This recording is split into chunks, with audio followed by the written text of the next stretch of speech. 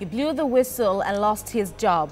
Now the Economic and Financial Crimes Commission is to investigate the circumstances that led to his removal as a staff of the Foreign Affairs Ministry. TVC News' Doshima Abu tells us about Ntia Thompson, who disclosed how $243,000 meant for monitoring of projects was diverted from the by the management.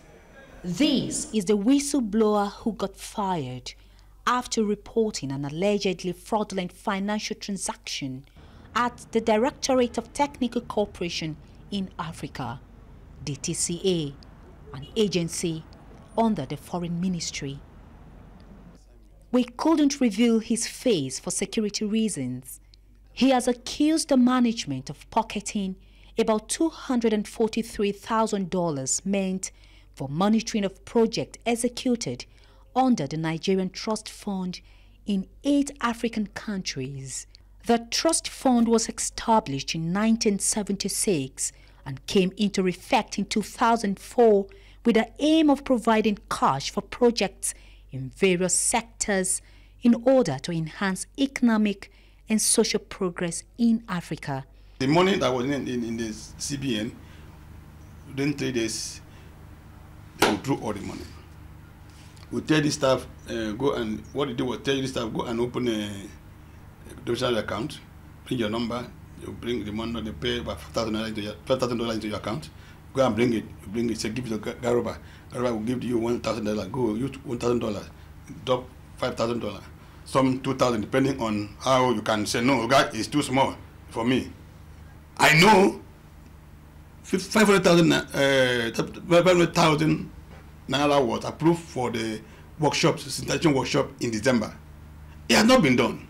The management has since denied any wrongdoing. $202.20 involved, and out of this, $36,583 was set aside from this 202 point something dollars was set aside to celebrate NTCF at 10. The balance you have is $165,713.75, and this was all this went as extra codes to 40 officers. Documents made available to us seem to validate claims made by this official, but no mention was made of the $41,000 the agency claimed was used for auditing of the NTCF, which wasn't under its mandate. The whistleblower told us that many of those who were paid extra codes were asked to remit part to one Mohammed Garba. He also alleged that most of the staff have not embarked on any trip. This was why he petitioned the EFCC. The EFCC investigation team, headed by Mohammed Abdullahi, had compromised extensively to the point of threatening me. We had a shouting match 1 or twice in their office. What they did was, DG, what you would do is, since the money was for extra code, why not travel and come back? We will just use that to cover for you. For the money of the Civicom International, find a way and return it. That one is more money. $500,000 Naira and $300,000 Naira for sale of vehicle. Return that one. For this one, we cover it. You just travel.